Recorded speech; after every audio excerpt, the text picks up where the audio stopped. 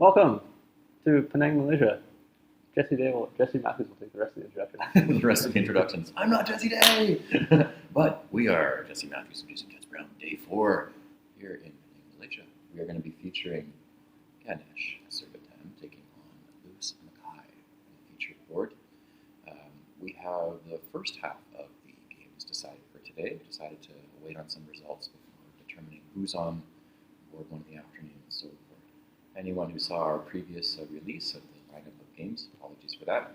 After some feedback, we decided to do just the games for the morning and decide the rest of them over lunch today. So This is match 1.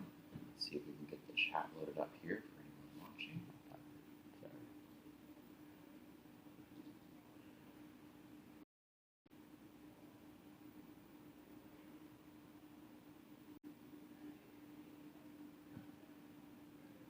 Should we do a rundown of the standings as well? I think that's a great idea. We have a little bit of time. We haven't quite started yet, so let's just go through who we've got in the first couple of places. Looks like we got Australia in first. That's David Eldar, Chris May, Edward Oculus, Andrew Fisher, Nguyen Fernando, and Dream Team. The Dream Team is back.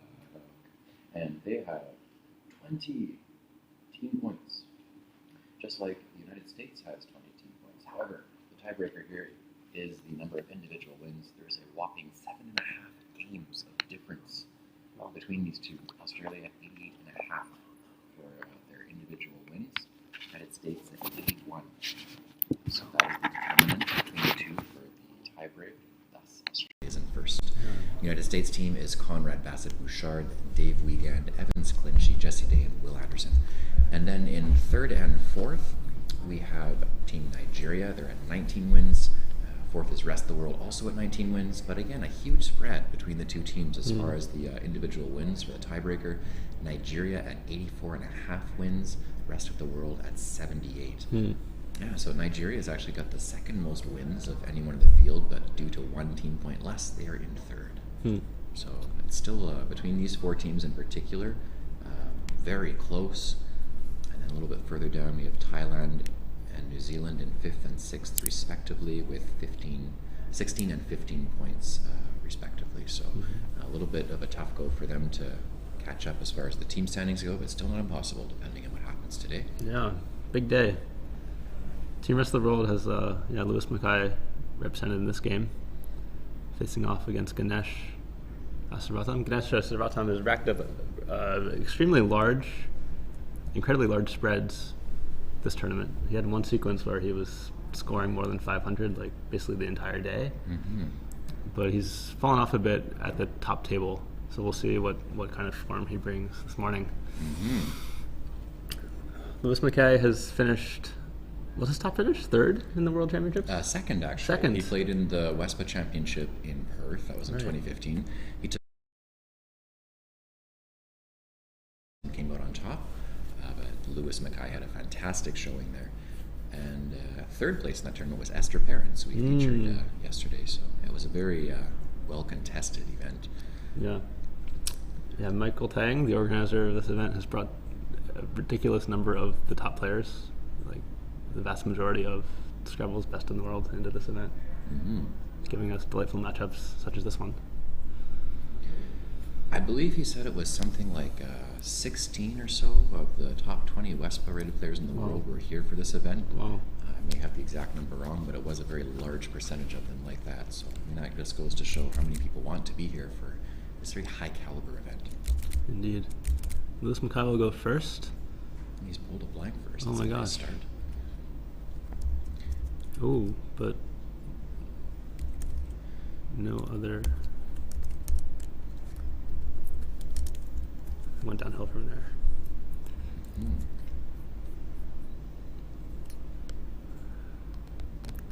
Have you ever missed a play of Nth?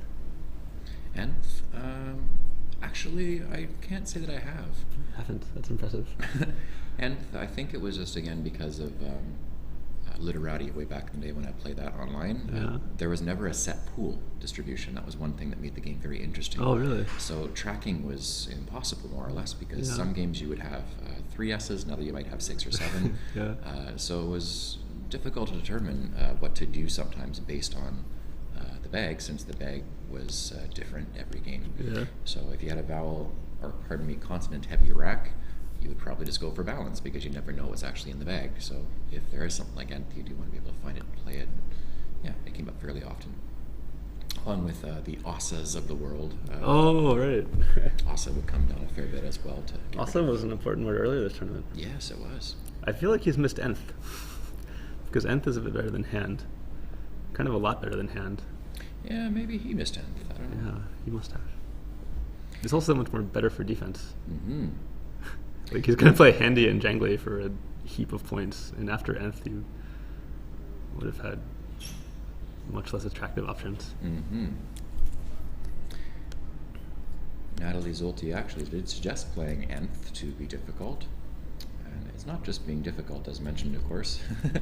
But yes, that is one factor. Oh, he's played hand. He also plays vertically. Yes, we got another verti.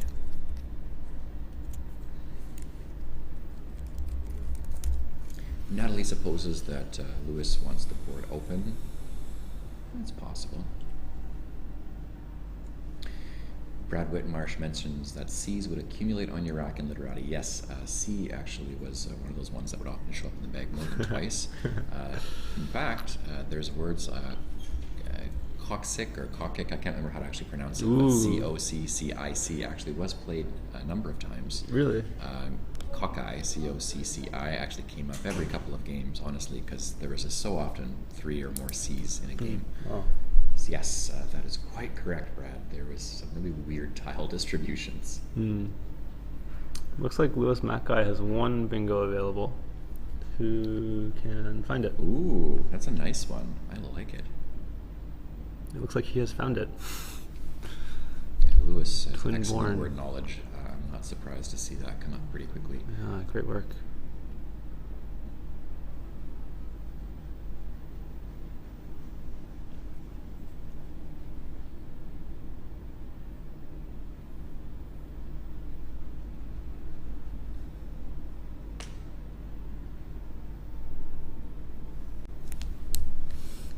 He might be comparing the equity of bow and twin born. I'll give it a run, see what it looks like. Optimal placement of twin born here. Yeah, good work. Nice start for Lewis. And Ganesh is playing out wiles in response. It's fairly straightforward there. Yeah, Not much else to talk about it's there. quite the exchange of fortuitous timing. Mm-hmm.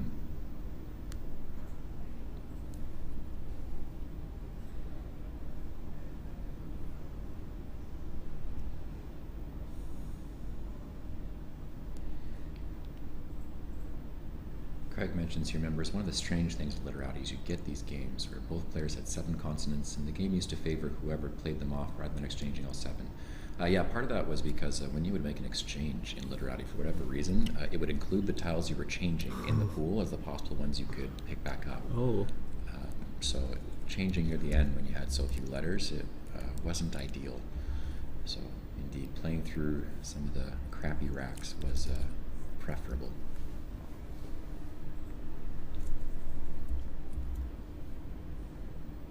Thankfully in Scrabble we don't have to worry about that. We get to draw from a fresh bag with none of the tiles on the rack when exchanging. So yeah.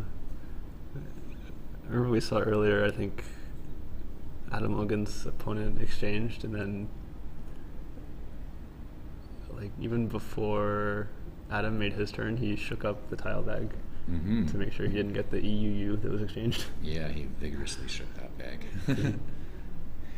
The chat has suggested O'Mail or meow, alternate spelling for meow. Yeah, there's one more option through the B of Twinborn. Nice little region in Southern California, a beach area. Although I'm not sure what it actually means in Scrabble. I just always put it in my head as that. Or if you're a Simpsons fan, I think of this as the Stacy doll. It doesn't take an S, so just an adjective, I guess. Who knows what it means?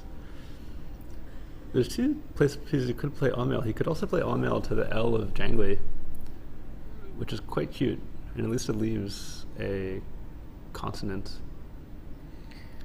There we go. In the chat, the definition for it is a type of board, a surfboard, which makes sense given the region of the world that is. And for the Simpsons fans who knew the reference, Malibu Stacy was the doll that Lisa Simpson loved.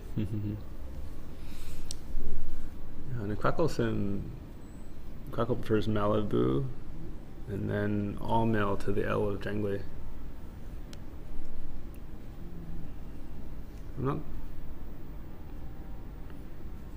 I'm guessing all mail to the L of jangly is strong to keep at least one of those vowels, the L.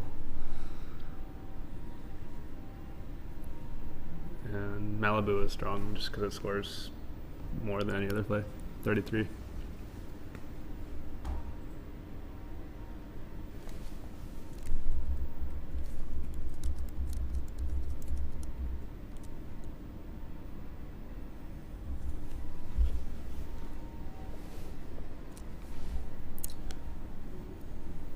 And in third place in the sim is Mial, which he seems prone to play.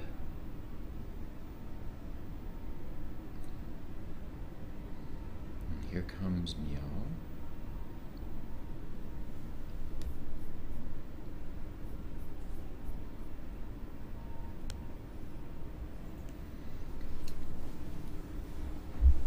The North Americans observing Ganesh touching tiles on the board during Lewis Mackay's turn.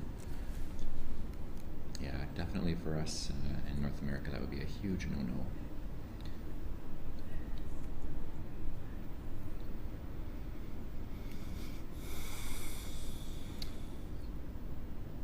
Good morning from Penang, Rebecca. Welcome back to the stream.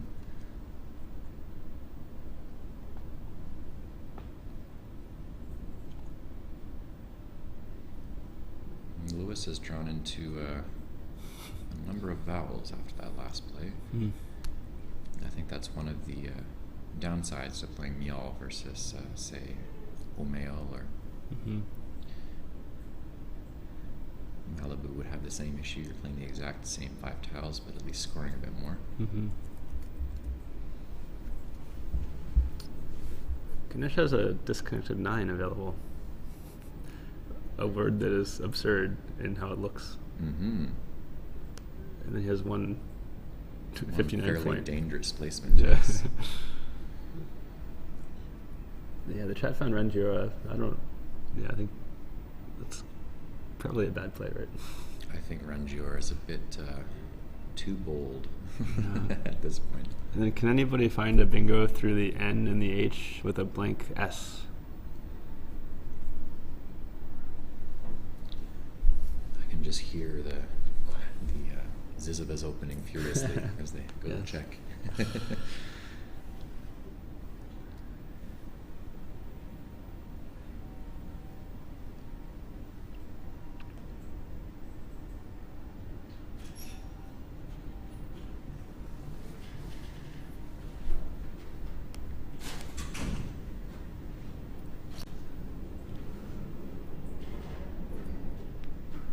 If he doesn't bingo, he has a bunch of very similar options, either underlapping Mial or down from the J or parallel to jangly, like Gore or Gyro or Jirga or Jor.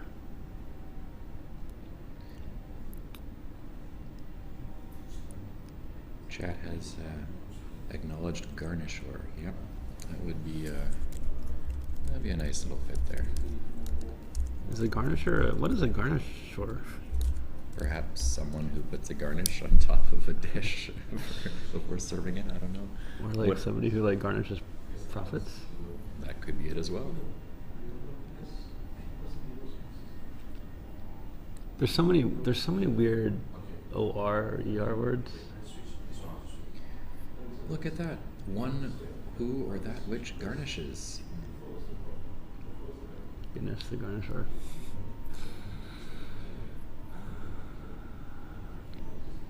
More likely someone who garnishes money. haven't heard garnish used in the context of money. You haven't? No, I'll have to be educated on Welcome this to one. the Trump era. Oh, okay. Say no more, fam. Okay. I like to think of garnish as something positive. Yeah. Something that makes a dinner plate look better before you serve it. Yeah. Let's see, like his wages were garnished to pay back child support. Okay. I understand. Oh, is he considering Rangiora? That would just be weird. Utter insanity. Yeah. In this case, Lewis Mackay wouldn't have an S, but If he wants to be bold, he should play like Gory underneath me all. Scores well and opens up a triple lane that's really good for bingoing, but not necessarily for giving much back to Lewis Mackay. no, it wouldn't be the first time we've seen Ganesh make a really bold opening on board one. This would be probably the most dramatic, but when he played Unco and Joe, that was interesting in a different game as well. So I wouldn't put it beyond him to possibly do something similar, except this, of course, be the even more vulnerable. Yeah. I mean, in his other appearances on board one, he's made plays that are very bad equity-wise, and it's been unclear whether he had a reason to play that way or not. Like sometimes he said it was because of misses. Sometimes he said he was just trying to like make something happen. So things are happening, certainly. Yeah. Ganesh still has a bit of a mystique, a dark side of the moon. Jeremy Hildebrand says he hates it when there's parsley on his wages. Nice. That would be green on top of more green if you're thinking like an American, right? Since all the money is basically green. And in Canada we have our lovely multicolored money.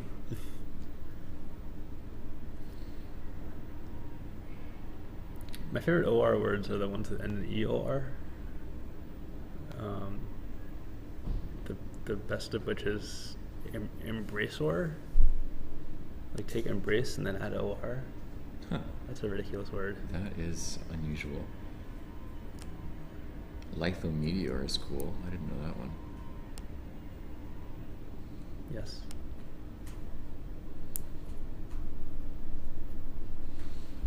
Yeah, good point that Pledger also looks so stupid. And then the words that end in ER that just look weird, those are weird too. Like macerator. Mm-hmm. Why can you spell macerator with ER?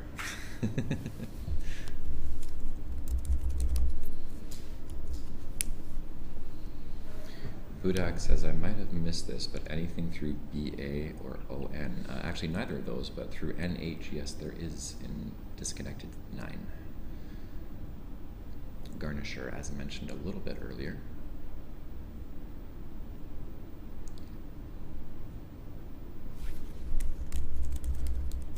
Rebecca says it's because a macerator is a tool, not a person, hence it goes with ER. Is that a real heuristic? Is that true?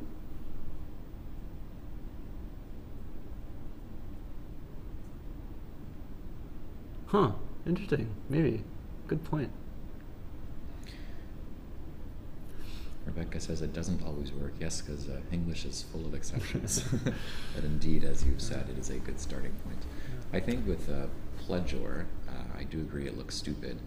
However, I can speak from a linguistics background in saying if you didn't have the E there and you just had OR at the end, the G would be forced to have a hard sound. So it'd be pledgor, which doesn't work at all. So when you have the E in there, it does force it to be a softer G sound. But if you're going to do pledger, you should just not have the O in the first place. Yes. Well, agreed. And speaking of garnish, it also was in one of our lists that we were excited about a few days ago of the EING words, because garnishing is a word. Garnishing, wow. Yeah. Oh, a bold play of Jagier.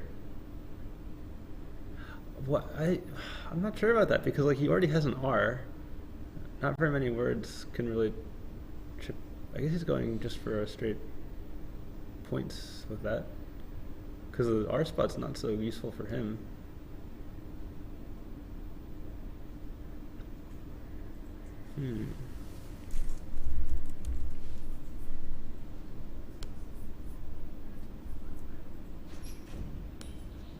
Like, I wonder why he didn't just play Jor if he's going to play there.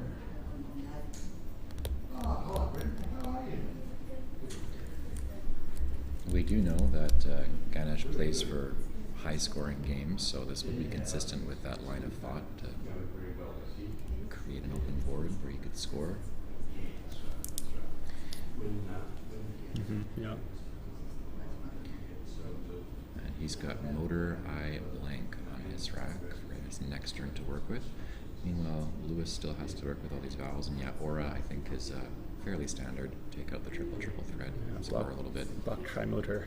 Mm-hmm.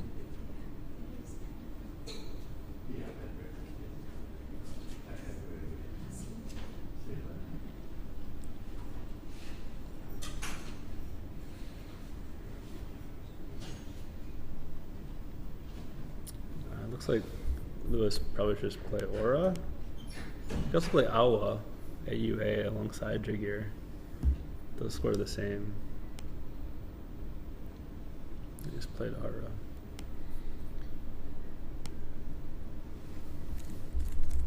So Trimotor now taken out. No longer a threat. Still some bonus options, of course.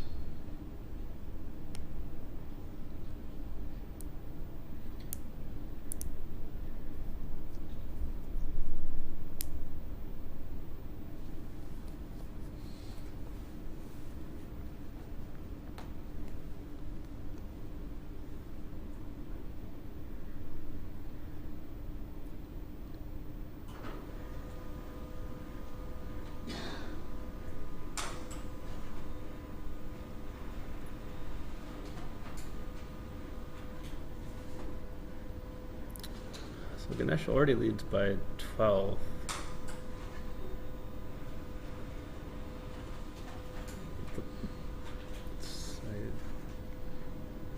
I'll probably play something like he'll either play Monitor or Motoric. And then it'll be a race to a bingo for Lewis. I think he might be briefly considering Night Room based on the way he had that lined up before ultimately passing on it. That was not a word, eh? Yeah.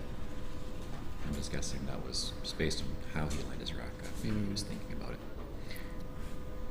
So it looks like he's playing Sumotori. Yeah, Sumotori. Wonder why. That's 6 points less than Monitor or Motoric. I guess he would have been afraid of playing Monitor probably, leaving the R in the triple lane, but he shouldn't be afraid of Motoric leaving a blank C. And also, Sumotori opens up some really primo bingo lanes that are maybe even more dangerous than those opened up by Monitor or Motoric. Rebecca says, today the printer sounds more like a printer and less like a distant train. All right. Thanks for that, Rebecca. Jeremy Hildebrand says, neat. Work is the neat four-letter extension for handy. Yes, handiwork. Oh, that's cool. That would be a lot of points. Natalie points out Lewis needs a tidying play and then a bonus to keep up here. Yeah, I would say that's a fair assessment. One nice play is Owidia through the Eye of Jagir. That opens up more lanes that are quite high scoring, as well as balancing greatly.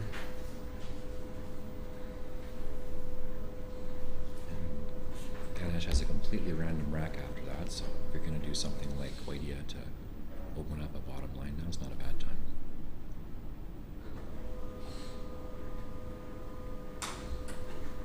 Looks like Ganesh has, Foget, would that be an older fogey? A female fogey? If that were a word, but it's not.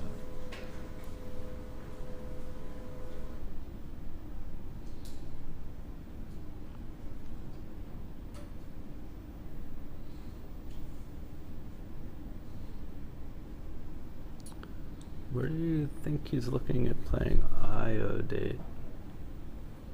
He should play Owidia. Oh, I hope he sees it.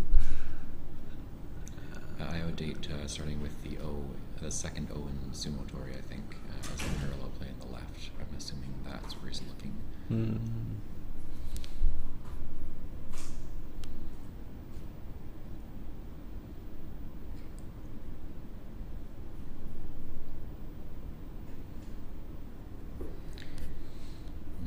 says he wouldn't want to play that long, question mark. I would say probably not. While it's hard to make, generalizations that are always true, I think when you're behind and you have the chance to balance decently and score roughly the same, you want to play through less tiles so that you don't hasten the end of the game. Yeah, absolutely. Give yourself time to play, have at least one or two more turns over the average. When you play one or two tiles less, you will have at least one more turn. Yeah, I think the bigger problem with IO-Date is once Ganesh plays in the obvious spot to the right of Sumotori, now you have 0 bingo lanes. Whereas if you play Owidia to the eye of Jagir, now you have lots of unblockable. You have bingo lanes where you could only block them after 3 turns. Ganesh would take 3 turns to block all the lanes. Mm-hmm. Sorry, there's one bingo lane above Mial that would still be available after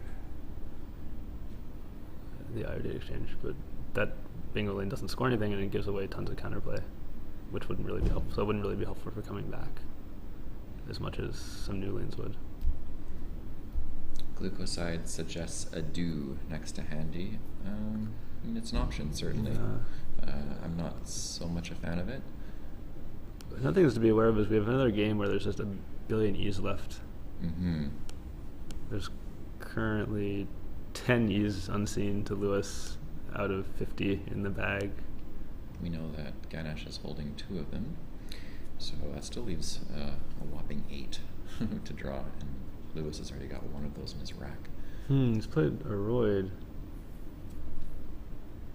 Aroid sims very well, actually. It's second to Owidia. It sets up an L hook, right? Leroyd is a word.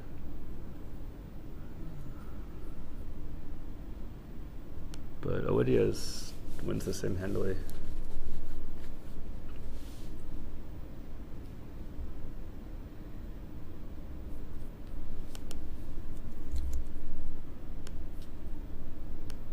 Lewis ends up pulling 2 C's out of the bag, following that play, along with a U. Chris Hawkins says those literati C's.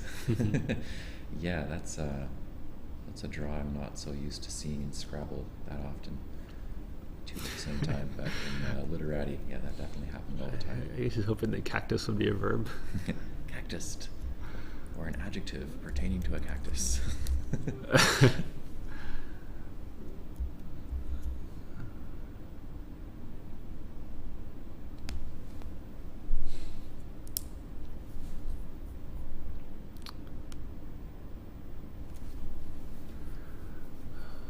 For Ganesh, I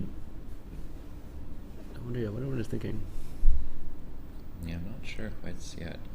Gifty along the bottom is certainly nice in the I and Jagir. If you play short, you play something like Waff, but I think playing more tiles when you're Ganesh is not bad here. It's either way, between those 2 plays, you're not keeping a super amazing lead, so. Yeah, I think he can't play. I mean, Gifty would be best equity-wise probably, but I probably can't play it just because those lanes are so volatile that it would open. Foe seems pretty reasonable. Jeremy Hildebrand points out that Cactuses almost plays to the S in Sumotori. That's correct. UME does not work, but otherwise it would have been amazing.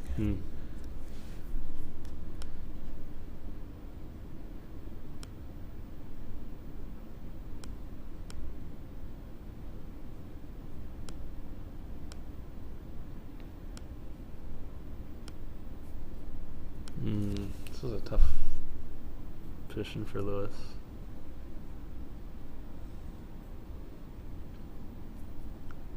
Like his highest scoring plays all kind of kill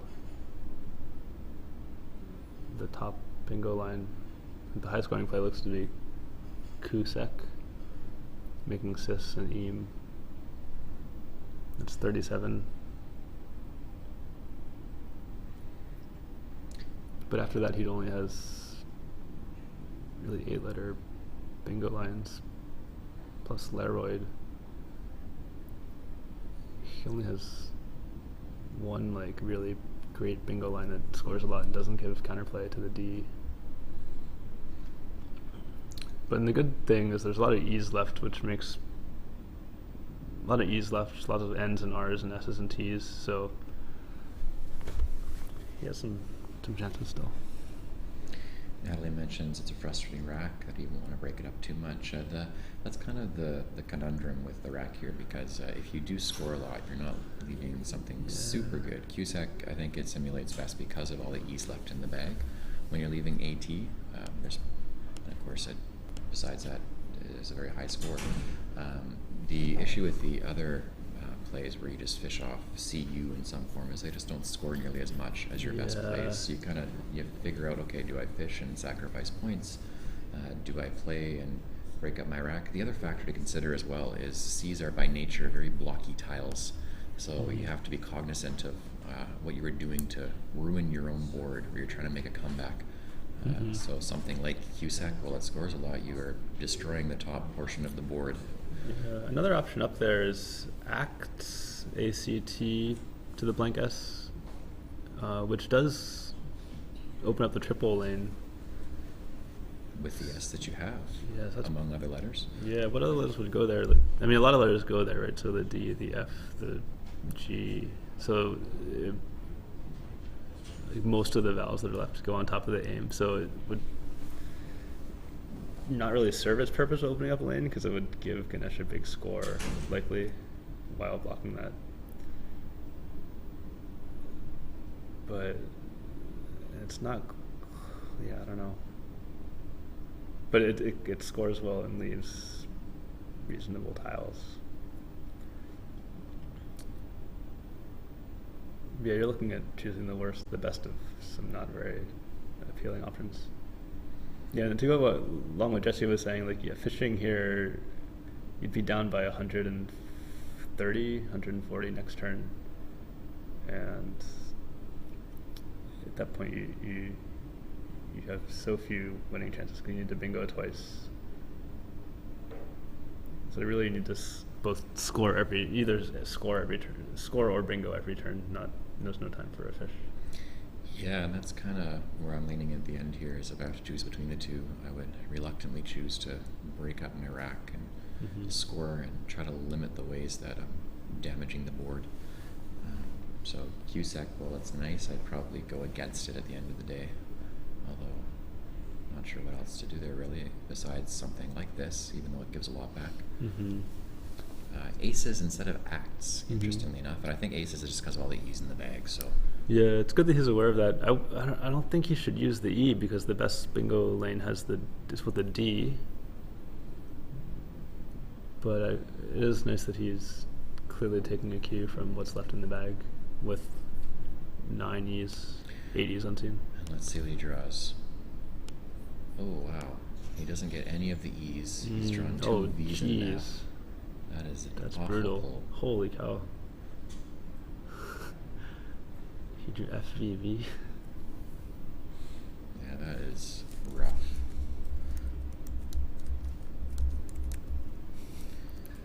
So Ganesh will play Gent. And yes, Luca said that's what we concluded as well. Offloading the E because of the higher probability of drawing unseen E's. Unfortunately, as we've seen, he did not. I think it's a fairly straightforward exchange from here. This is not one of those racks you can play through in 1 or even 2 turns to get to a place of bonusing. So yeah, it's pretty tough to justify keeping anything. Well, ST of course, but CST is mentioned as well as a possible keep.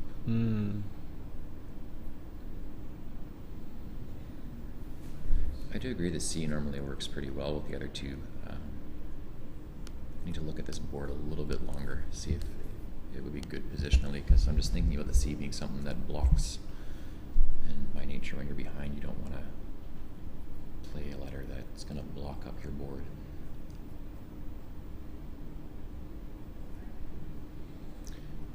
In the simulation, interestingly, there's one option to play through some of the letters that's doing pretty well.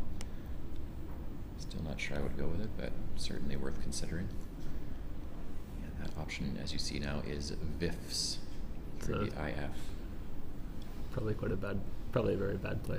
Although it could draw like recurved or something. So Lewis has exchanged 5. I think I'm agreeing with that. I believe that's a good keep. Ganesh, in the meantime, is going to double through the A and Aroid, keeping a P, scoring comfortably. Good play. Yeah. The tricky thing with that is there's just one space too short to play a bonus on the left side of that. There's just 6. Since TI has no front hook, so that effectively takes out one more Ingo line. And if Lewis doesn't play down from there, next turn Ganesh can do something like that and block up the G as another lane, the I and Jagier. Yeah, Lewis has not done well with that exchange. 1 E, a whole bunch more consonants. And as Brenjan mentions, this is pretty much over at this point. We have some big Z plays, like toes for 52.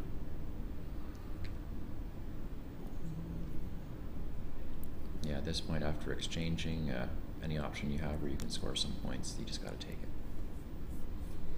Natalie points out Zeal as well, scores 50, keeping STTN.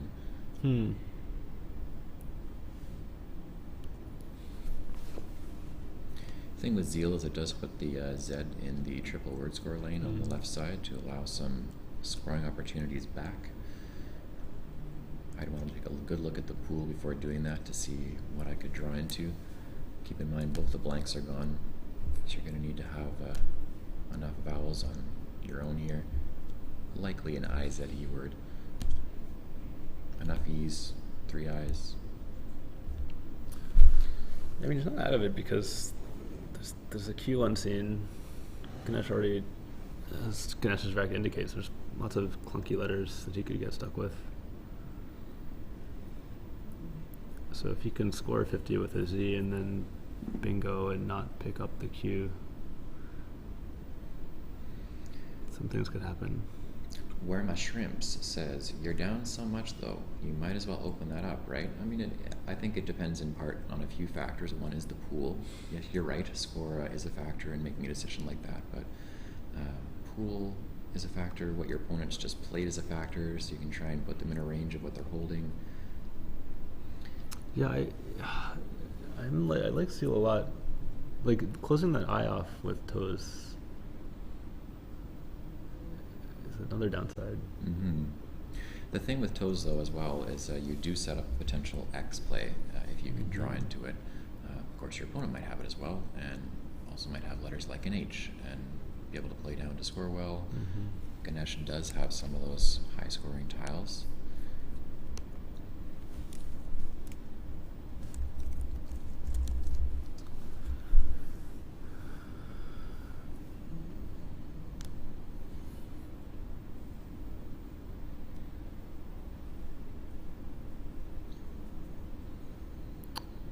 Surely he'll play Poovy, yeah. Chat mentions that Lewis is holding planets on his rack. And Polentas, I think, has got taken out. Or no, I don't think it fit. The O was one too far down.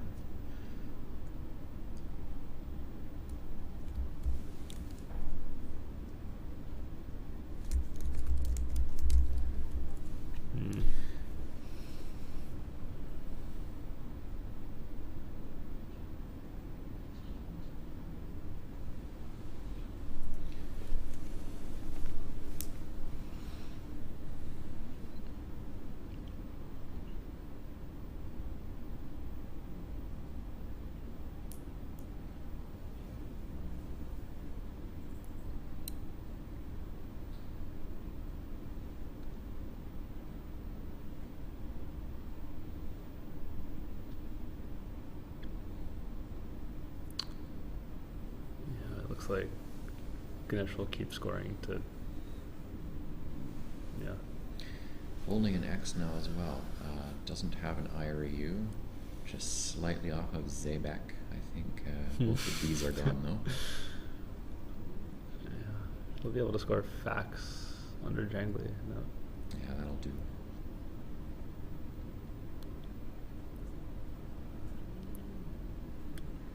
Maybe Lewis will try Pal next to debates. Pal's interesting. Scores and sets up a lane, but it won't be for a win. It'll just be to minimize spread. Robin suggests dropping the P on the O and Puvi to set up Apo. That's clever.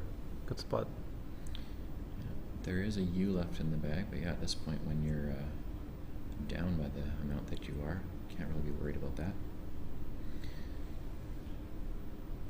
I mean, Apo would set up a big Q play also, right? Mm-hmm. So Pan, with a similar line of thinking, to set up an S play there. It does take out an X play that Ganesh could have played down there.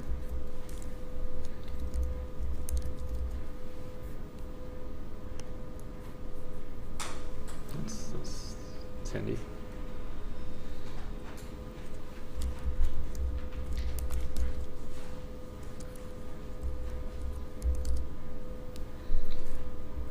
And that's got to be annoying when you have Olestra as the 7. Yeah. I mean, he set up his bingo from the D. Of course, yeah. But Natalie points out that Lewis is very low on time, and yeah, I think that's fair here, given some of the trouble he's had to try to work through.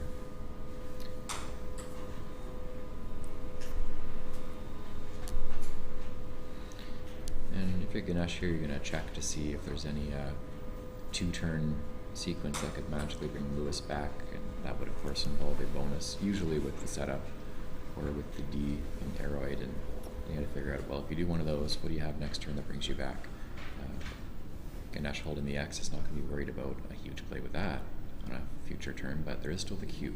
yeah. So you'd want to look to see if there is a Q option that could bring you back. So Veg this is weird. That's an interesting block. Veg is going for a block.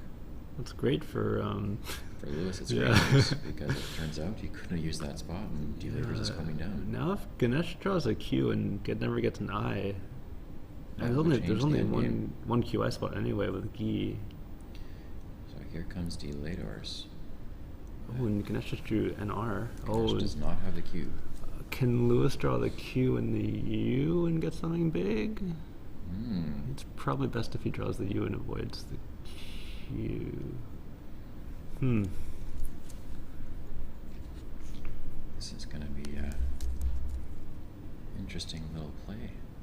Next 2 turns, see what happens.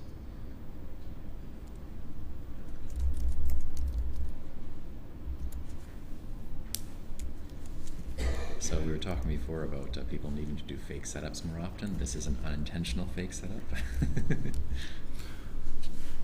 Lewis has drawn 2 I's, 2 R's, U, E. Oh, that is atrocious. Well, that's all the I's and the U's, so Ganesh is basically guaranteed to be Q stuck if he draws the Q. But yeah, you can't score anything with E, I, R, U. Oh. Man, he just needed. Oh, I don't. Yeah, that's a pity. So there's still the I and out wilds to drop the Q if you get it. Oh, right. Lewis is going to have to make a play that removes that as an option on his next turn. So something like Rue would do the trick, even though you hold a whole bunch of I's. Anything else under Gent that might work? Or? Yeah, works as well. Oh my. Of course, that depends on what Ganesh does here.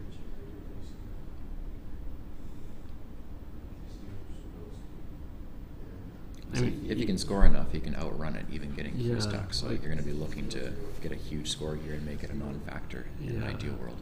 Yeah. So he's got Chef lined up as something to think about. Where is he looking? Chefs? Perhaps to take out the S? Because I guess to Ganesh's point of view, inquires I think is still possible, is it not? Or no, there's no N. Never mind. A quirkier is possible. Oof, yeah. So he's gonna play somewhere down there. That's the big miracle play after that would bring him back. So chef's actually, oddly enough, wouldn't be so much to take out the S as it would be to take out the R. Could we show the unseen tiles?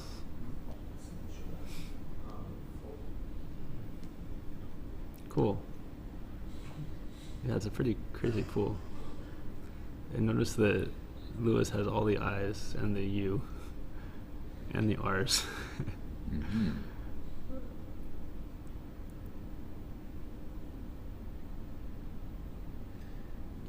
A little under 5 minutes to figure out this pre-endgame 5 tiles. This is a tricky one. You got to think of a lot of permutations of letters. But it just kind of goes to show that he probably should have been trying to outrun all along. Mm-hmm. Like he can still outrun even after throwing away 2 turns with Vague and Chefs. The only thing that could really hurt him was like a huge Q bingo. Yeah, and the big Q bingos requires, as mentioned, is kind of standard to the S. Requirer to the R and delators puts the Q on the triple letters for. So yeah, basically anything down there to block would be ideal. The issue here, of course, is he's got 1 vowel and that's it.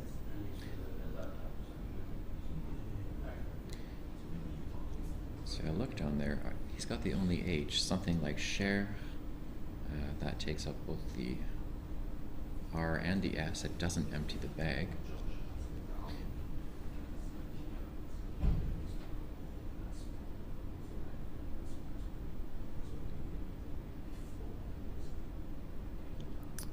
I guess it even goes like rooteries.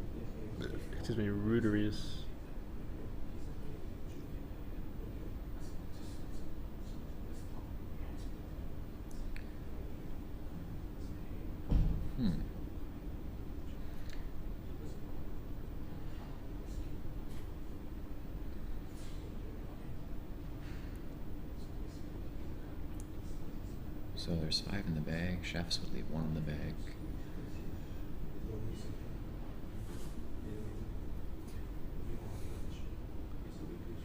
Share plays 1 less consonant, 1 less tile in general. Where is share? To the R and delators. Oh, I see.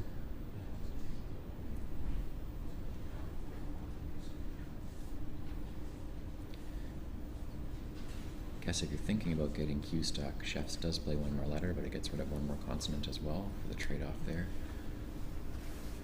If you do play down from the E in debates, you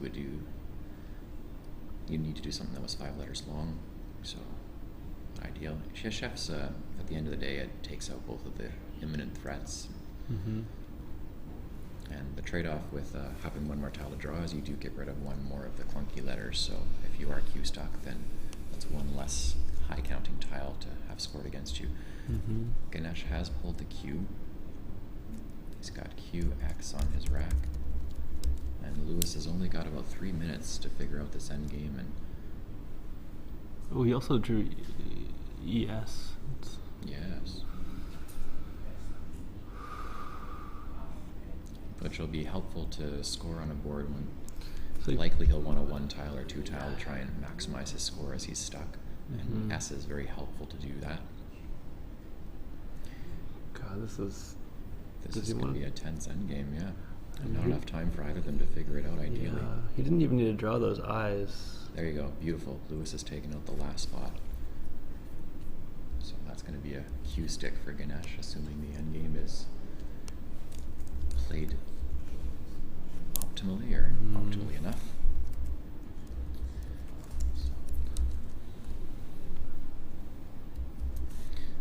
So Lewis has drawn the K, which will be nice for him to score with.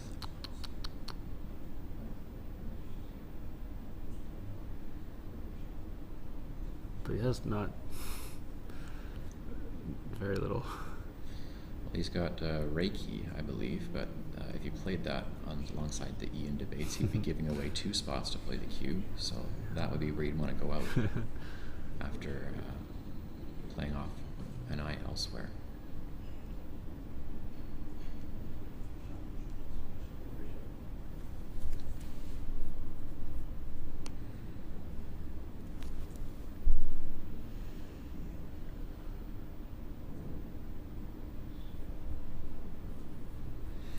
So he could play GI possibly to set up Reiki next turn to go out. Where? The G and Jangly.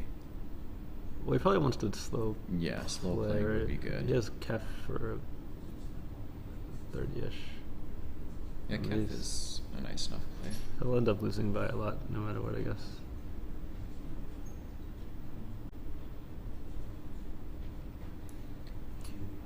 Yeah, if he had...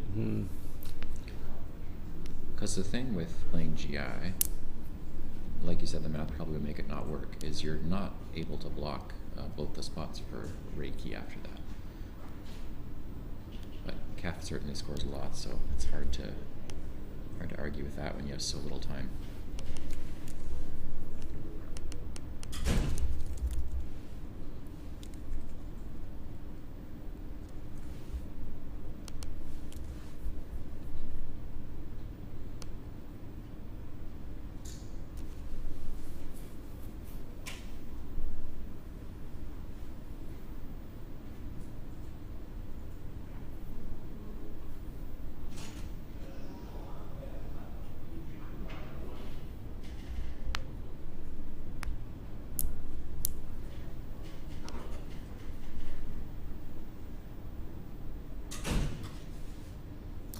Quackle thinks best was EKE to the E of Chef, setting up just the eye dump. Mm-hmm. 'Cause at this point, he might get eye stuck, right? Yeah, and that was part of my fear as well with playing something like Kef, is you need to have enough spots to actually play them all. Yeah. You could even get R stuck. Okay. So the thumb thing there is MI, Miri, you can drop 1 and then 2, and then you should have a couple of spots for your other eyes after that. But a lot of them he can't play because then Ganesh should play the Q. So he right? you could do GI, or Diet's nice, and then Miri, or just Mir first, and then Miri.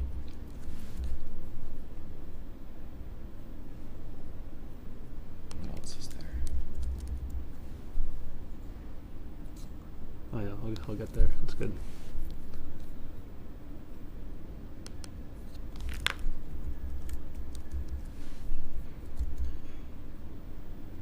There goes Mir, yeah, and then it'll be Miri to finish.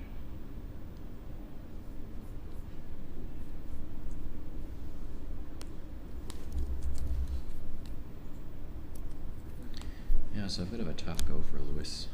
Some of his draws, as mentioned in the chat, particularly post-bonus draw. Mm-hmm. Hello, Andrew Fisher. Hey, Andrew Fisher. Do you? Nigel played a phony 4. Oh my. Was it French? B-I-A-K. B-I-A-K. Yeah. We'll have to check ODS and see if it works in there. That's my theory. Maybe it's Malay. I don't know.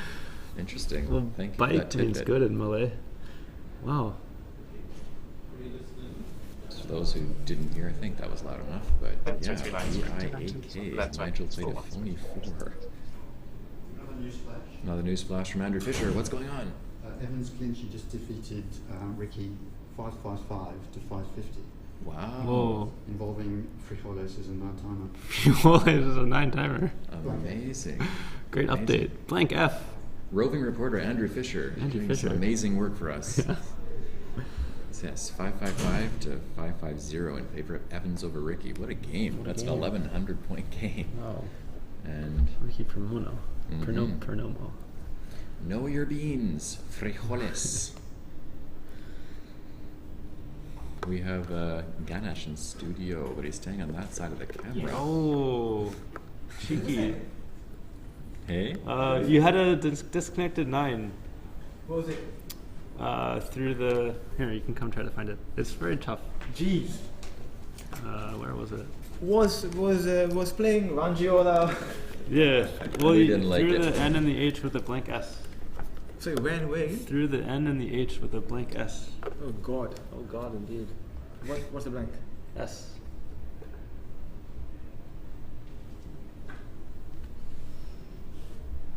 I couldn't remember. Oh wait,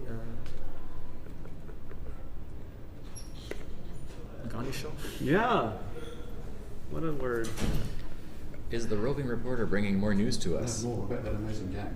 Tell us. Evans went out with a phone 3, MER, MER. and Ricky failed to notice. Oh no! Wow. Oh, that is classic Ricky. That is classic. Proper Ricky. That is proper Ricky. That is classic Wow. Ricky. That's MER. You'll tell that story for years, I think. Yeah, I mean, well, No. oh jeez. Oh no, thank you, roving reporter Andrew. And thank you, Ganesh, for coming in. Thank you.